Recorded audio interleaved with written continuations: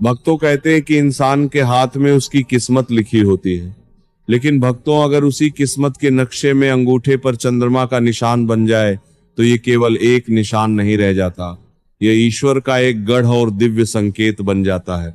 भक्तों ध्यान से सुनिए, ज्योतिष शास्त्र के अनुसार अंगूठे पर चंद्रमा का निशान होना कोई साधारण संयोग नहीं है।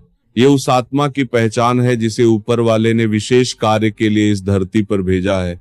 भक्तों यह निशान ना किसी टैटू का असर है, न रेखाओं का भ्रम, ये तो कर्मों का चिन्ह है जो जन्म से पहले ही भाग्य में अंकित हो जाता है। अब भक्तों सोचिए, चंद्रमा जो अंधेरी रात में भी अपनी शीतलता से संसार को शांत करता है, जब वही चंद्रमा किसी के अंगूठे पर विराजमान हो जाए तो वह व्यक्ति साधारण कैसे रह सकता है।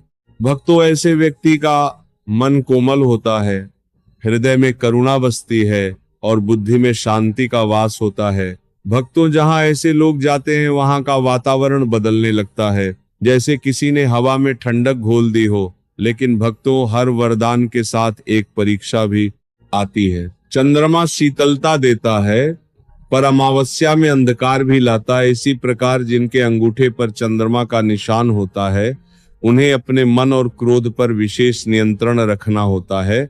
भक्तों उनका क्रोध उतना ही प्रभावशाली होता है जितनी उनकी शांति को देता है।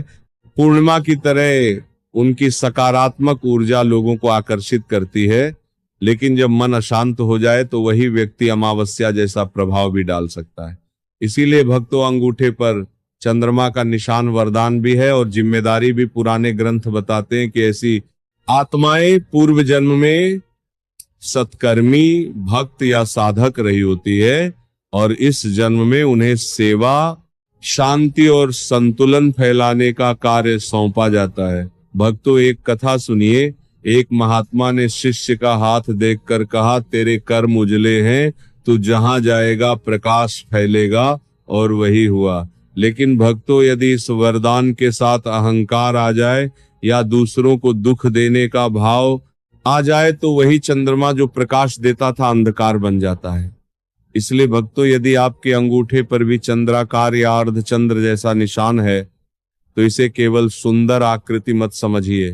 ये ईश्वर का संकेत है कि आपको प्रेम, करुणा और धैर्य के मार्ग पर चलना है। और अंत में भक्तों इतना ही स्मरण रखिए, अंगूठे का चंद्रमा सौंदर्य नहीं दायित्व है। यह बताता है कि आपके कर्मों में भी प्रकाश होना चाहिए, क्योंकि कभी कभी भगवान हमारे जीवन के सबसे बड़े संदेश हमारी उंगलियों के सिरों पर लिखकर भेज देते हैं। जय श्री राधे। राधे राधे। भक्तों चैनल पर नए हैं तो चैनल को सब्सक्राइब करके जरूर जाएं